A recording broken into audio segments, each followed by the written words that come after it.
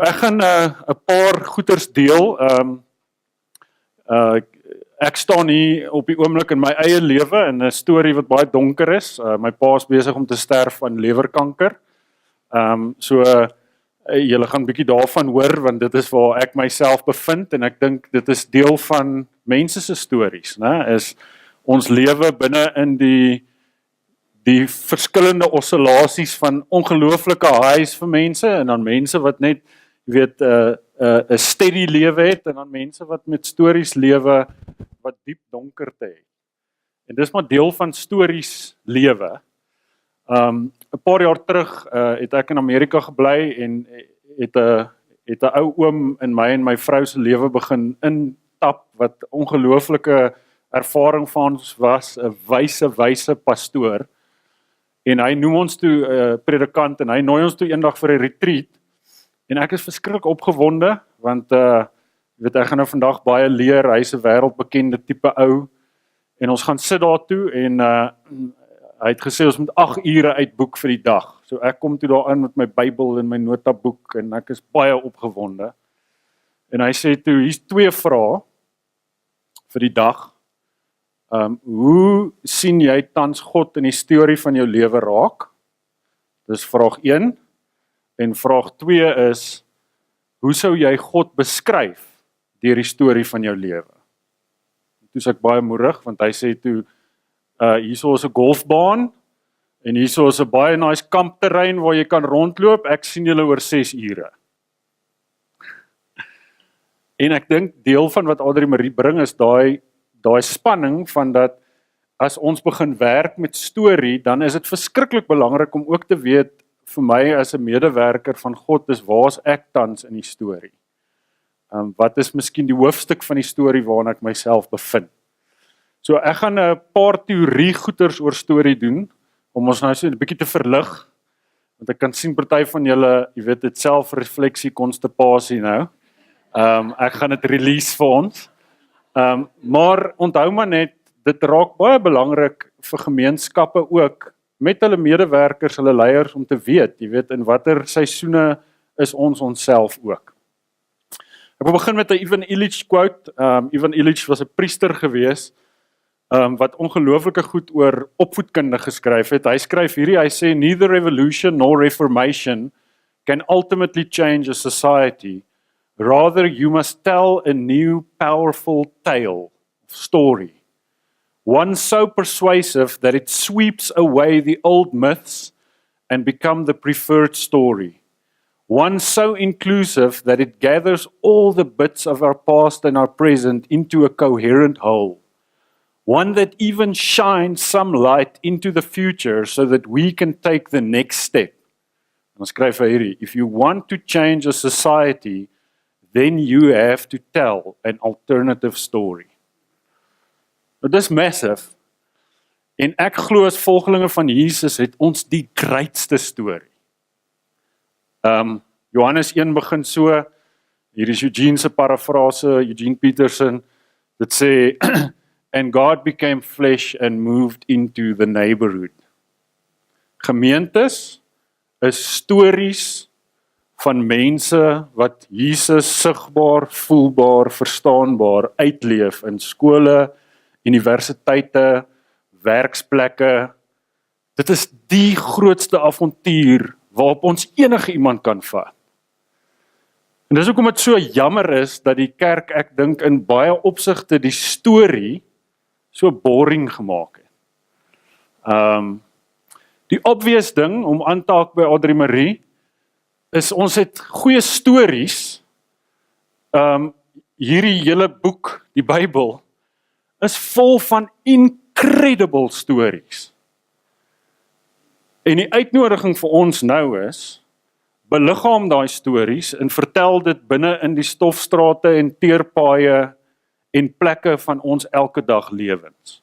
En dis wat gemeentes moet wees, né?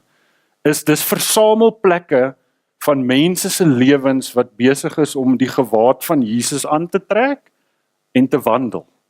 Binne in die verskillende seisoene van stories. Op die oomblik word ek diep getoets en uitgenooi om in diep hartseer die storie van Jesus te lewe, saam met 'n pa wat doodgaan. En ek gaan 'n paar goeters daaroor sê. Later. Daar's ook my eie storie. En wat in my storie aangaan. Nou, een van die hartseer dinge is dat ons kultuur verstaan die dinamiek van 'n powerful storie in baie maniere baie beter as wat die kerk dit doen. En ek gaan net 'n paar ou goeters herhaal wat julle al gehoor het, maar jy kommunikeer nie 'n storie met bullet points in 'n PowerPoint. Die genre van getuienis en die genre van stories om 'n kampvuur, dis waar verandering plaasvind. Ek is deel van 'n baie klein gemeenskap wat hier in Johannesburg is, wat op 'n stadium massive was, en wat se storie ene is van we lost the plot. En baie mense wil hê ons moet nou weer teruggaan na daai, kom ons word powerful. En deel van om met gemeenskappe te werk, is om te sê dat ons ook verdwaal in ons stories. Net 'n baie eenvoudige vraag, ek vra nou die dag vir 'n klomp ouers. Ken jou kinders die genesis van jou storie saam met die Here? Dis 'n eenvoudige vraag. Hoe, jy weet, kinders love stories. Een van my gunsteling stories is toe ek in Amerika gebly het, was ek in 'n beautiful plek. Ek het nie 'n kantoor gehad nie, as iemand my wou kom sien, het ek vir hulle gesê, trek aan jou staptekkies, en dan het ons deur 'n park geloop, en die agtergrond was 'n 5000 meter berg, wat 8 maande van die jaar sneeu opgehad het. En al my pastorale gesprekke en preekvoorbereiding het in daai park plaasgevind. En toe ek die roeping kry om terug te kom Joburg toe vlieg ons in 28 Mei 2003. Ek onthou dit want dit was my verjaarsdag. En hierdie plek was horrible. Soweto se rook het so gehang, né? En ek sê vir myself, Vaderland wat het ek gedoen? En vir 'n hele ruk was my eie tyd was 'n bitch en 'n gemoun oor Joburg. Toe ek wou 'n kerk gaan plant in Hermanus. Nou, dink julle nie dit sal nice wees? Of jy weet, ek en Lolly het begin toy met, jy weet, daar in die Noordkus is daar nie baie Afrikaanse gemeentes nie. En eendag stap ek in, hierso is 'n park hier in Joburg wat se naam is Emerentia. Ek stap so af in Emerentia en ek's regtig besig om te moan en te groan.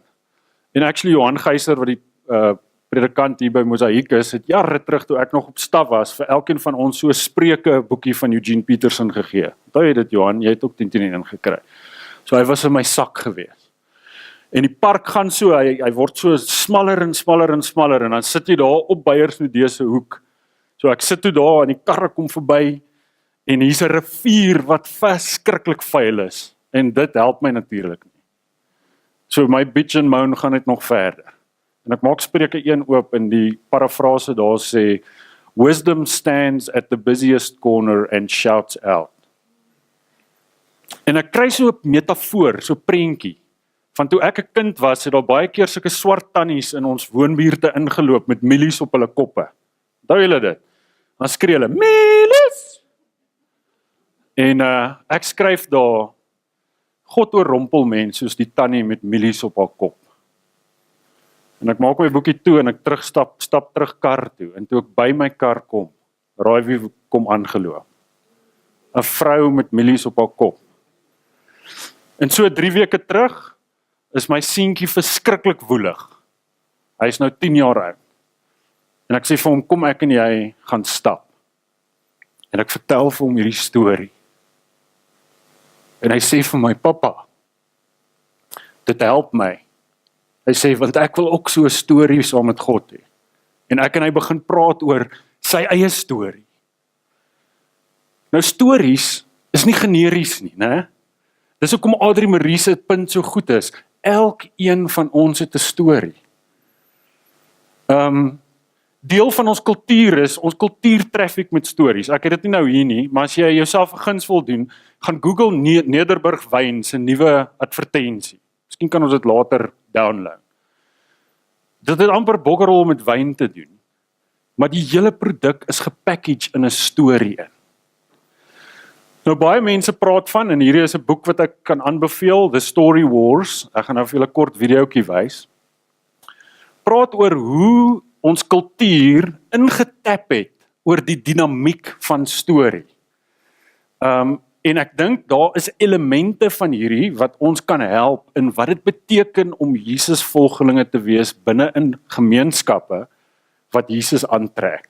So ek gaan die videoetjie wys, en dan gaan ek vra dat julle net terwyl jy daarna kyk, net let op wat val jou op, en dan gaan ons weer net 'n klein gesprek sommer aan die tafel sê, sommer so tussen 3 van julle op 'n slag, anders gaan die gesprek te lank vat.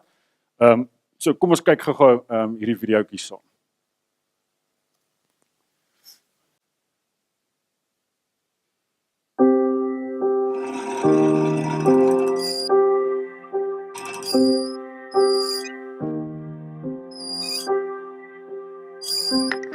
For weeks, he had been living off of hand-rolled cigarettes and ancient Sanskrit poetry.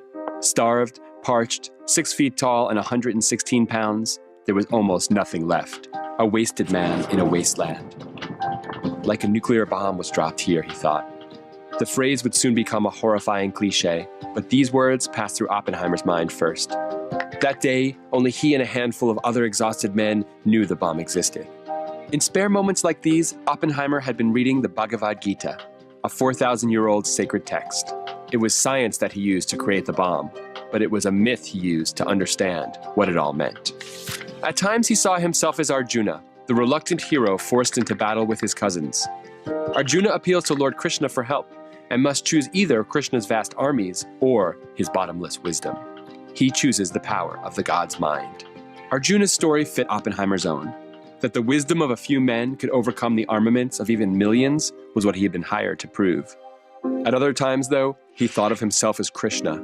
Until now, it had only been the gods who held the power to utterly destroy worlds. That power might soon become his own. Now, the announcer shouted, and the men braced themselves. There was a flash, and the pre-dawn became day, the brightest and hottest any of them had ever known.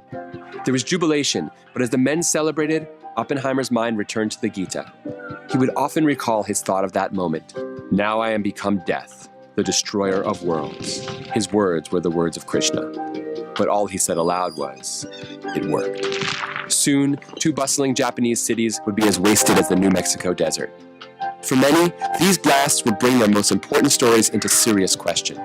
The Old Testament casts man as small, subject to the whims of God and nature.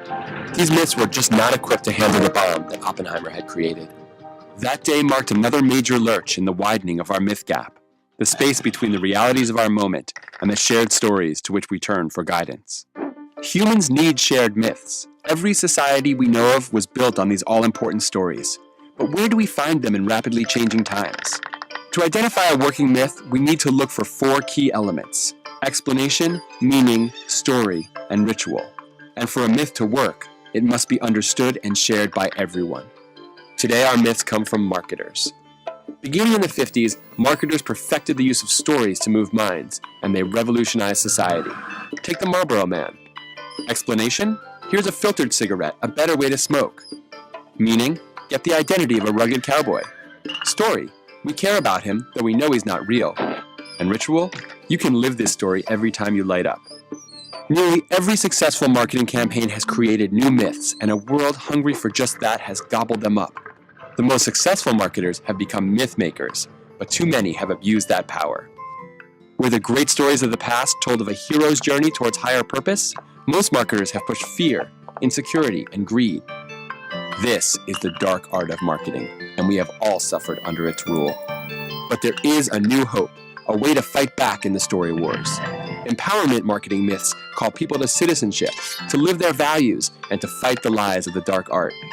A few of the most iconic brands have discovered this powerful story wars weapon, and it has begun to reshape our world. They are breaking through the media noise and telling the truth about human nature as great myths have done for millennia. Learn to tell and live these truths, and you too will get heard and help to create a better world. This is your call to adventure, the call to enter and win the story wars. Ek praat so 'n bietjie met mekaar, wat val jou op of wat kom by jou op as jy na dit kyk? Miskien 'n paar idees wat jy het, so draai so 2 en 3 na mekaar. Ek gaan net so 'n paar minute gee daarvoor en dan sal ek bietjie verder chat. Die een ding wat ek wil uitlig die boek, by the way, is regtig 'n baie goeie boek. Harvard Press, jy weet, het hom onderskryf of hom onderdruk. Of nee, wat is dit? Nie onderdruk nie, wat is daai imprint? Wat is dit in Afrikaans? Anyway, hulle het hulle stempel daarop gesit, né? So wat hulle sê is goed, moet tog goed wees. Maar dit is 'n incredibly interessante boek en baie insiggewend, dink ek, vir wat dit beteken om te begin werk met storie. Nou, een van die goeters wat ek wil uitlig is hoe hy praat van dat wat op die ou einde iets 'n kragtige, hy gebruik die woord mite maak, en ek wil nie ons moet skrik vir die woord mite nie, so moenie nou dadelik dink, mite, dis nie waar, al daai tipe goeters nie. Dink maar daaraan as a powerful narrative, sê hy, het explanation, meaning, story en ritual. Nou ek gaan goed sê wat nie noodwendig nuut vir ons is nie, maar ek dink die kerk het nodig om weer die storie te herontdek en te herleef. Wat 'n ander definisie is van herlewing, né? Ek praat nie van herleef soos in kom ons hê hierdie meeting waar die vuur val, jy weet, en die anointing is hier nie. Ek dink ons kort al hoe meer mense wat die storie herleef op vars maniere. Nou, as jy kyk na bemarking, en soos hierdie videoetjie sê, het bemarkers baie vinnig agtergekom hoe om met hierdie te werk op interessante maniere.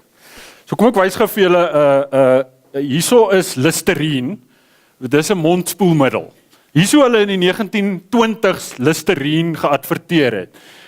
Halitosis makes you unpopular. Né? So hier's twee mense wat hulle boegie baie lekker saam.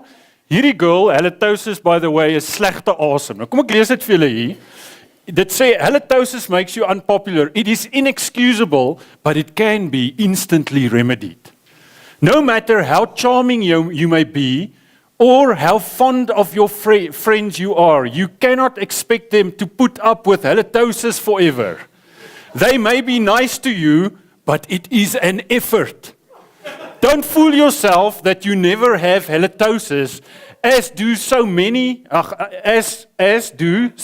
self-assured people who constantly offend this way. Dan sê dit, read the facts in the lower right corner. Nou die lower right corner sê, 68 hairdressers told us that a third of our customers have such bad breath that we cannot stand it.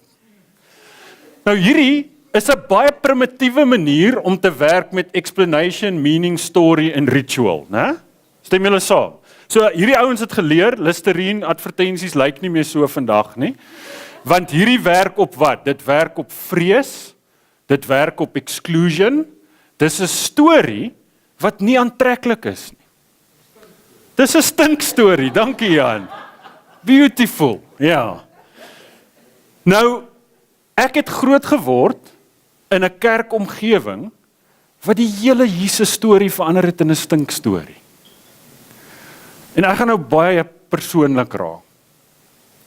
'n bietjie uit my eie lewe uitvertel wat net in die laaste 2 weke gebeur het. Ek het 'n baie goeie vriend wat 'n baie groot rol in my eie ontwikkeling speel. Hy's 'n metodiste predikant. En hy het hier actually gepreek een Sondag en vroeg die oggend toe text hy my, WhatsApp by my en sê ek wil vir jou pa gaan bid. Sal jy my kom oplaai na die diens? En ek ry toe en ek laai hom op en ons suiker daar na my pa toe. My pa het stage 4 lewerkanker, die kanker is reg deur sy hele lyf. Dit gaan regtig moeilik met hom. En op 'n stadium sê my vriend vir my, kan ek saam met jou en jou pa bid? En ek gaan in, en hierdie is 'n gesoute predikant, en hy doen die tipe gebed wat ek nog nooit in my lewe beleef het, nie? Hy praat met my pa in die gebed. Hy sê, Colin, you are loved. You are in God's hands. When God thinks of you, He has thoughts of love. In this darkness, God is with you. Hy sê vir hom, Colin, you don't need to be afraid. En hy sê vir my na die tyd, sê hy vir my gewoonlik gee ek 'n kruisie, want 'n deel van sy gesprek gebed met my pa was, when you are afraid, think of the cross. Think of a God who walked through the deepest darkness. En toe ek hom gaan aflaai, toe sê hy vir my, sal jy nie asseblief 'n kruisie vir jou pa gee nie.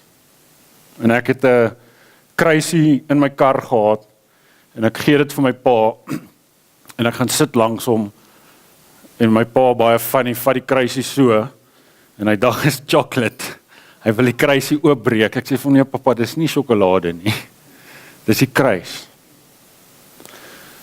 En so week terug, toe sê my pa, ek's bang om dood te gaan.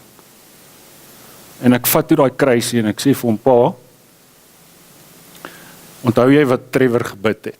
My pa vat so die kruis, en hier's wat hy vir my sê, hy sê vir my, my kind, as jy vir jou hele lewe lank nie 'n verhouding met God gehad het nie, is dit baie moeilik om nou ewe skielik in hierdie te begin glo. Nou my pa is geskool in 'n stinkstorie. In my hele lewe probeer ek, maar dis anders met kinders obviously, om daai storie te reprogram. Sy storie is nog steeds ene van Mariete. Sy storie is ene van dat hy die kerk verlaat, omdat die kerk 'n Listerine tipe gospel aan hom verkoop het. Van hel en fire and brimstone. En ek meen, ons kan daar praat, dit is deel van die storie. My favorite lyn daaroor is van Dallas Willard wat gesê het, jy weet, die hel is vir daai mense wat dit gaan kies op jou einde. Maar ek sit daar met my pa en ek dink net by myself, wat 'n jammerte. Want dit is die essensie van ons storie, is dat die essensie is die teenoorgestelde van wat hy nou sê. Die essensie is die uitnodiging van 'n ongelooflike God, wat beliggaamd geword het in Jesus en gesê het, kom dat ek jou leer wat is die lewe. Wat is die ware lewe?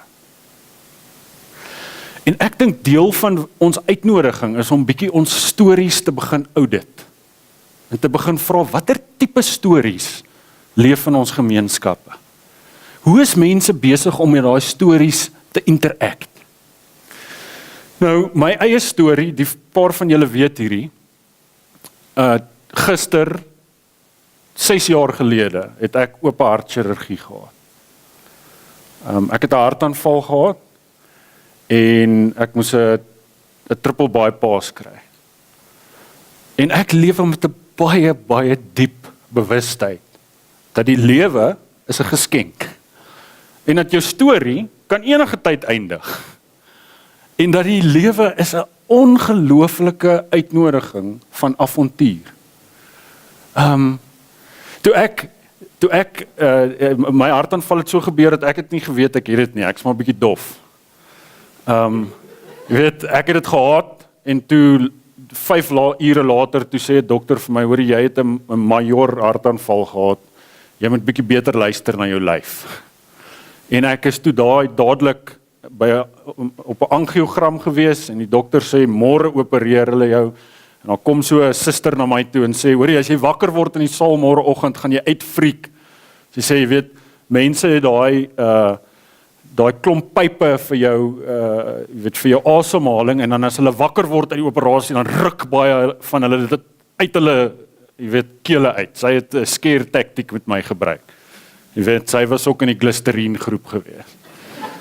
'n Listerine. En daai aand lees ek Matteus 14 van Jesus wat op die water loop, en Jesus wat sê, hou moed, dit is ek, moenie bang wees nie. Dis 'n storie, né?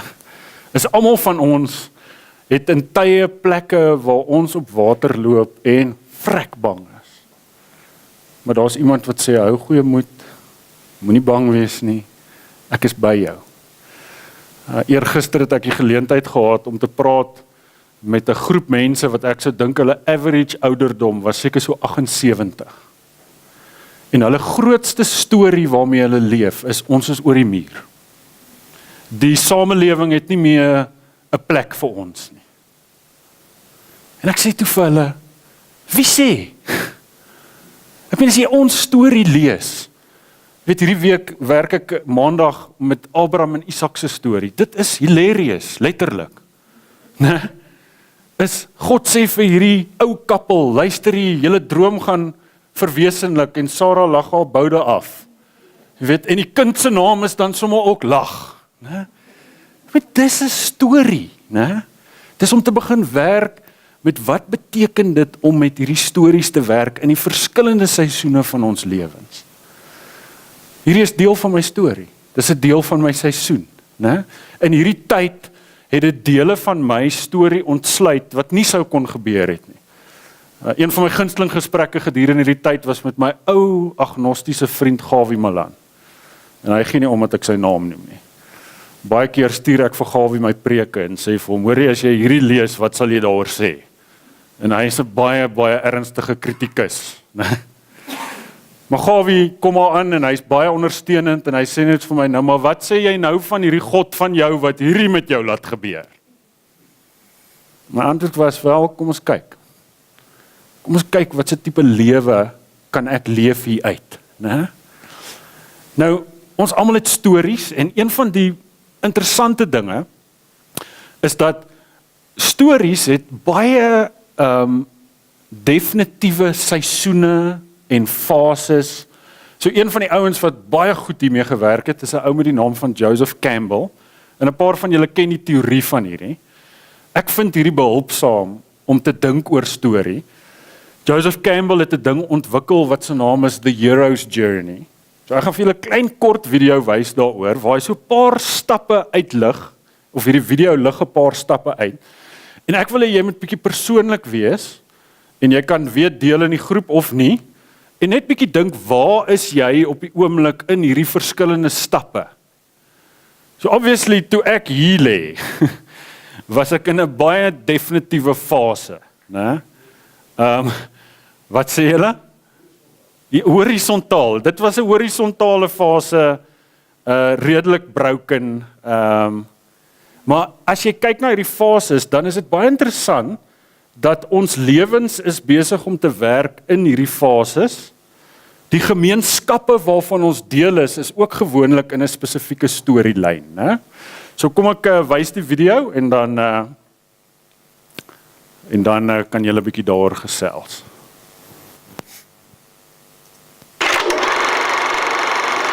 This is the Hollywood Guidebook for Heroes. You will learn the secret truth behind most blockbuster movies. They basically all follow the same 12 steps, also known as the hero's journey. Every hero's story starts off with some sort of nobody living in an ordinary world. But by following the White Rabbit, he will get the call to adventure. At first, he can't be too eager. He must refuse the call. Running away from his destiny, he will stumble upon a mysterious old guy who will turn out to be his mentor. Now he's ready to cross the threshold. Where he's going, he doesn't need roads. Of course, he will be tested, and he might need to win the game to gain new allies and enemies. He must overcome his fear by entering the inmost cave. Here, he will face his supreme ordeal, which will change his life forever. After defeating some bad guy, he'll receive his well-deserved reward. And because he can, he will be flying the road back. But before realizing there's no place like home, our apprentice must resurrect as a new person.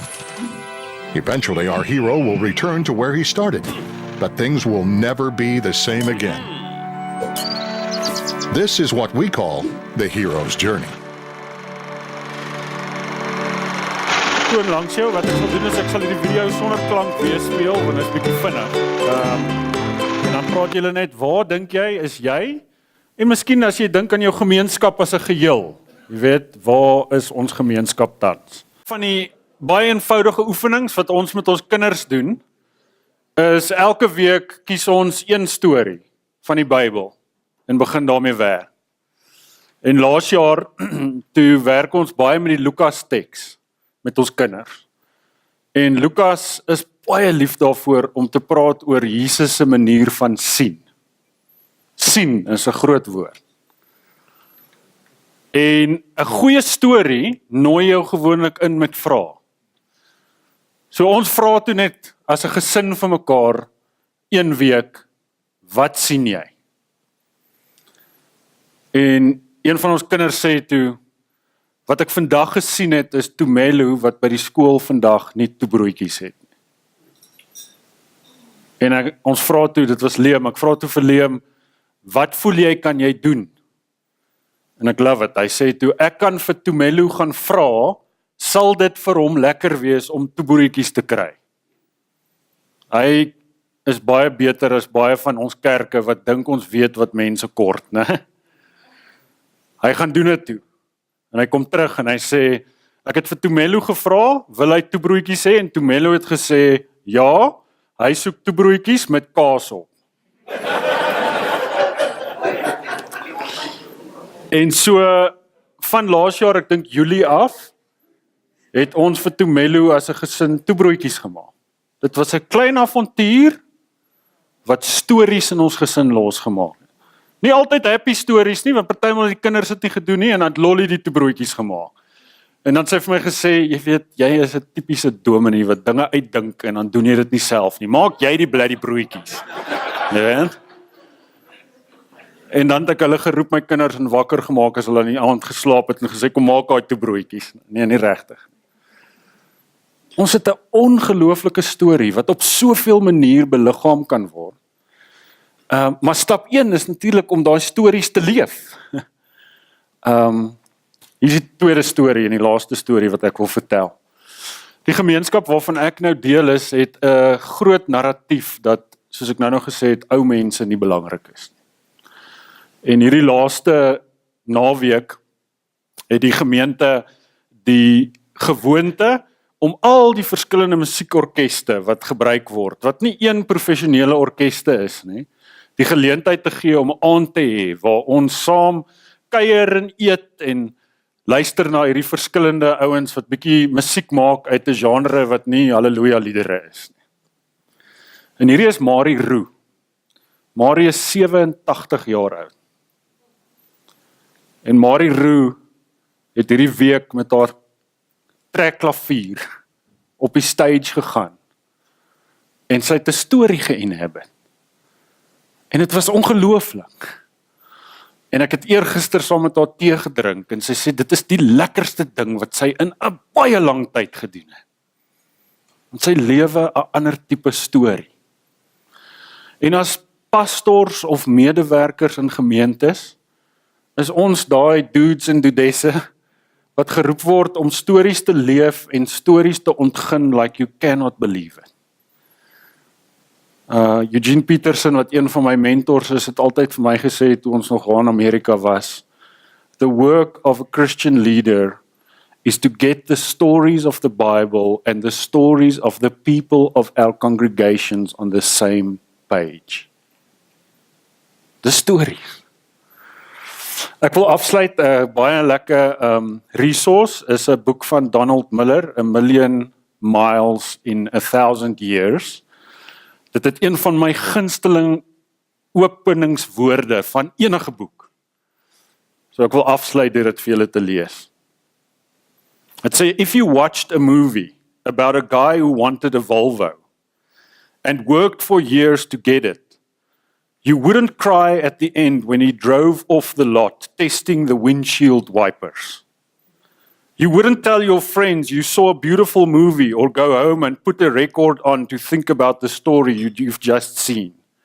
The truth is, you wouldn't remember that movie a week later, except that you'd feel robbed and want your money back. Nobody cries at the end of a movie about a guy who wants a Volvo. But we spend years actually living those stories and expect our lives to feel meaningful. The truth is, if what we choose to do with our lives won't make a story meaningful, it won't make a life meaningful either.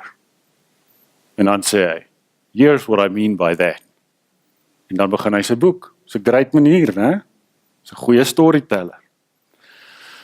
Ek wil afsluit en sê, ons het daai sacred voorreg om stories te leef en mense bewus te maak dat hulle deel is van God se storie en ook om ontginners te wees en instigators te wees van stories.